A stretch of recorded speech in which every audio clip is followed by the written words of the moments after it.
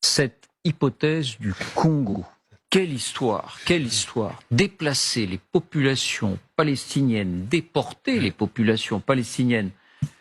Difficile de donner des ordres de grandeur. On parle de quoi? De milliers, de dizaines de milliers, de centaines de milliers dans d'autres pays pour pouvoir recoloniser Gaza.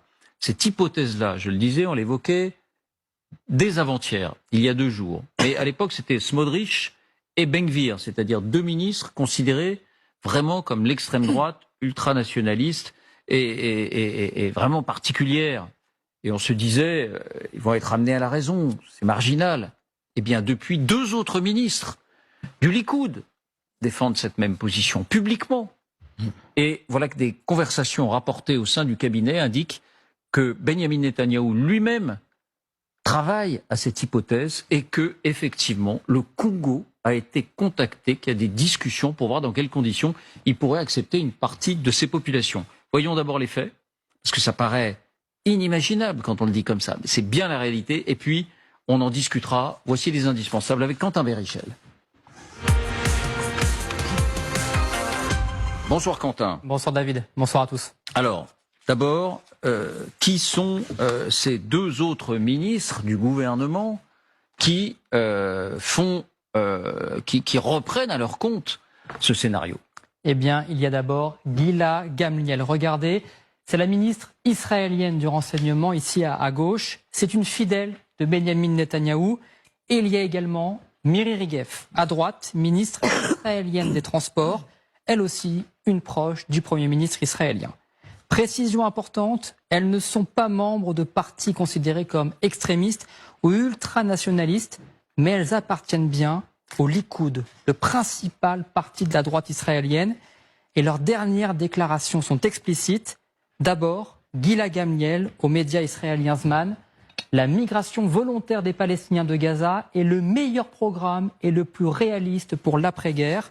Miri Regev, de son côté, affirme que, je cite, « La bande de Gaza fait partie de la terre d'Israël sur laquelle nous avons des droits, y compris celui de nous y installer. » Et il y aurait donc déjà des discussions avec certains pays pour qu'ils accueillent des Palestiniens, en particulier le Congo.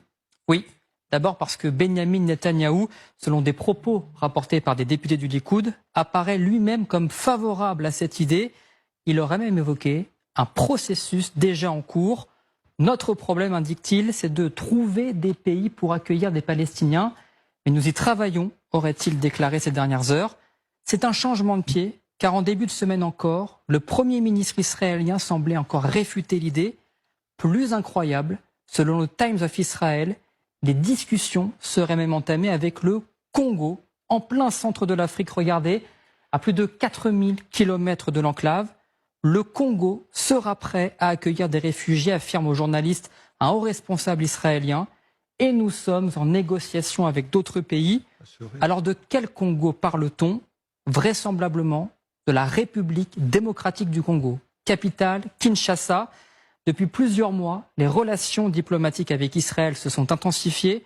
Le président congolais a même symboliquement déplacé son ambassade en Israël de Tel Aviv à Jérusalem, comme l'avait fait avant lui Donald Trump.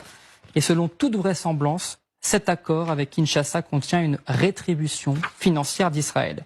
Alors quels sont les autres pays évoqués? Eh bien, il y en a un autre, dans un registre différent. C'est l'Arabie Saoudite. Le pays est en plein essor dans le secteur du bâtiment et il manque actuellement de main-d'œuvre. Voilà, donc ce serait là des Palestiniens pour aller travailler dans le bâtiment saoudien. Alors on se dit évidemment, mais et les États-Unis? Comment les États-Unis peuvent-ils une seconde laisser faire? Ils semblent pris de court. Oui, jusqu'à présent, Washington semblait penser que seuls 2 ministres d'extrême droite, Ben-Gvir et Smotrich, défendaient cette idée en Israël. Ainsi, avant-hier, le département d'État américain affichait un non catégorique, voire même sa colère devant cette hypothèse. Écoutiez Matthew Miller, le porte-parole du département d'État américain.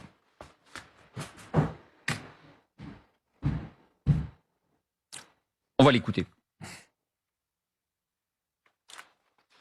Matthew Miller. Alors, est-ce que Matthew Miller, on va l'entendre? Tout va bien?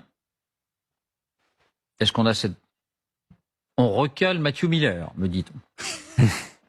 The rhetoric that we have seen from those two individuals was inflammatory. It was irresponsible. The Secretary has made very clear on a number of occasions that there must be no forced resettlement of Palestinians from Gaza, that Gaza is Palestinian land and should remain so. Mais depuis cette déclaration de Matthew Miller, il est apparu qu'au cœur même du pouvoir israélien, on défendait cette idée de vider l'enclave de Gaza. C'est pour cela que ni Riyad, ni Kinshasa n'ont pour le moment réagi. On imagine que le téléphone chauffe depuis quelques heures entre Washington et Tel Aviv. Restez avec nous, Quentin, parce qu'on aura...